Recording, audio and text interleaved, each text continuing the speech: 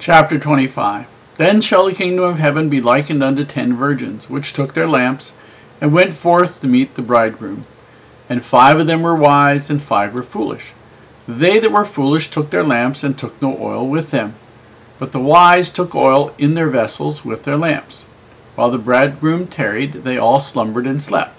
And at midnight there was a cry made, Behold, the bridegroom cometh, go ye out to meet him. Then all those virgins arose, and trimmed their lamps. And the foolish said unto the wise, Give us of your oil, for our lamps are gone out. But the wise answered, saying, Not so, lest there be not enough for us and you, but go ye rather to them that sell, and buy for yourselves. And while they went to buy, the bridegroom came, and they that were ready went in with him to the marriage, and the door was shut. Afterward came also the other virgins, saying, Lord, Lord, open to us. But he answered and said, Verily I say unto you, I know you not. Watch therefore, for ye know neither the day nor the hour wherein the Son of Man cometh. For the kingdom of heaven is as a man travelling into a far country, who called his own servants, and delivered unto them his goods. And unto one he gave 5 talents, to another 2, and to another 1, to every man according to his several ability. And straightway took his journey. Then he that had received the 5 talents went and traded with the same, and made them another 5 talents. And likewise he that had received 2, he also gained another 2. But he that had received 1 went and digged in the earth, and hid his Lord's money. And after a long time the Lord of those servants cometh, and reckoneth with them. And so he that had received 5 talents came and brought other 5 talents, saying, Lord, thou deliverest unto me 5 talents. Behold, I have gained beside them 5 talents more. His Lord said unto him, Well done, thou good and faithful servant. Thou hast been faithful over a few things. I will make thee ruler over many things. Enter thou into the joy of thy Lord. He also that had received 2 talents came and said, Lord, thou deliveredst unto me 2 talents. Behold, I have gained 2 other talents beside them. His Lord said unto him, Well done, good and faithful servant. Thou hast been faithful over a few things. I will make thee ruler over many things. Enter thou into the joy of thy Lord. Then he which had received the 1 talent came and said, Lord, I knew thee that thou art a hard man, reaping where thou hast not sown, and gathering where thou hast not strawed. And I was afraid, and went and hid thy talent in the earth. Lo, there thou hast that is thine. The Lord answered and said unto him, Thou wicked and slothful servant, thou knewest that I reap where I sowed not, and gather where I have not strawed. Thou oughtest therefore to have put my money to the exchangers, and then at my coming I should have received mine own with usury. Take therefore the talent from him that give it unto him which hath 10 talents. For unto every one that hath shall be given, and he shall have abundance. But from him that hath not shall be taken away even that which he hath.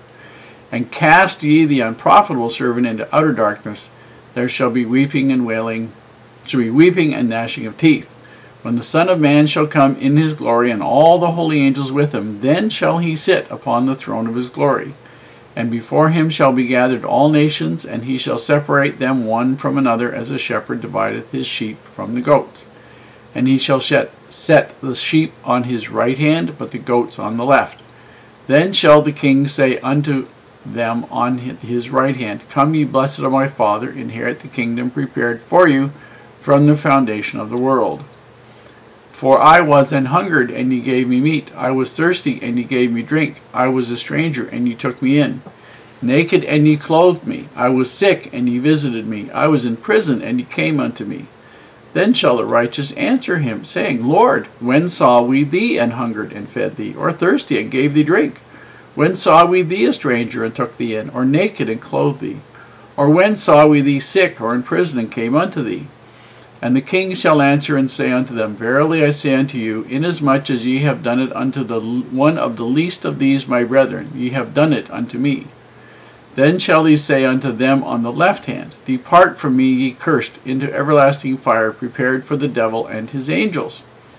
For I was an hungered, and ye gave me no meat. I was thirsty, and ye gave me no drink. I was a stranger, and ye took me not in. Naked, and ye clothed me not. Sick, and in prison, and ye visited me not.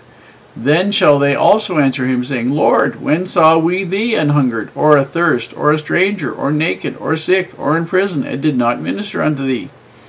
Then shall he answer them, saying, Verily I say unto you, inasmuch as ye did it not to one of the least of these my brethren, you did it not unto me. And these shall go away into everlasting punishment, but the righteous into life eternal. The 10 virgins are all those people who think they are righteous. And they're all invited to the marriage of the bridegroom. And for some reason he's late. This is the time of the second coming. And all the virgins that are invited are those who are Christians and others who think they're wise and they're good and they're righteous people, and they're all invited to the marriage feast. And these virgins are to bring lamps to light the way of the bridegroom. They have a part in the thing. However, the key part here is the oil. Some of them take extra oil with them, some don't. The oil is symbolic of righteousness. And what we see is, the lesson is not that some people ran out. The lesson is that you cannot borrow anybody else's righteousness to do any good for you. That's what the key element in this parable is. Isn't that they can go and buy any. Isn't that they get locked out. It's that you're only going to be judged. You're only going to qualify to get into the marriage of the bridegroom if you are personally righteous and you are continuously righteous and you are doing that all day, every day of your life. That's what you're supposed to be doing. You cannot borrow somebody else's righteousness. I know there are some churches that teach that you can, and if you pay money or do good deeds, that or somebody else does something for you, that some good can be supplied from somebody else to you. But the story says, as does other things in the Old Testament, that that is entirely fiction. So that's what this story is all about. The second story is the men who get talents given to them. Now, talents can be either a talent, a skill. It could be money that you could invest, could be anything. But one man is considered to be, by his master, to be a good, talented man, and he gets 5 talents to use. And then another man is not quite as talented. He's given 2 talents to use, and another man is not quite as talented still, but he's still given a chance to prove that he's worth more than just the minimum, and so he gets 1 talent. The guy with 5 talents buys, sells, trades, does whatever he can, and he doubles his money. This fellow with the 2 talents buys, sells, trades, does whatever he's going to do. He doubles his money, master's money. And the fellow who has the 1 talent digs a hole in the ground, puts a talent in the ground, and when his master comes back and he's called for stewardship, he hands him back the money that he buried in the ground. The others have given him not only the money that he gave him, but the extra that they made, which was being a good steward. And the Lord said that those people who used the talents that he gave them, so you and I, who use the talents, singing talents, writing talents, money, desires to do good things, the opportunity to share our home with somebody who doesn't have it, whatever. If we use the talents, blessings, opportunities that are given to us, the Lord will be grateful for our efforts and will bless us and give us more things to do. But if we hide our talents, if we don't make really good use of them, we're going to lose them. And we're not talking just about this life, we're talking for eternity. So it's very important for you to understand that if you want to have the blessings of eternity, you're not going to be floating around on a cloud with some dumb little harp going, oh, wonderful, wonderful, wonderful. There's other things that you're going to be able to do throughout eternity. You have your family with you forever. You have the opportunity to build, like Heavenly Father has built, wonderful things.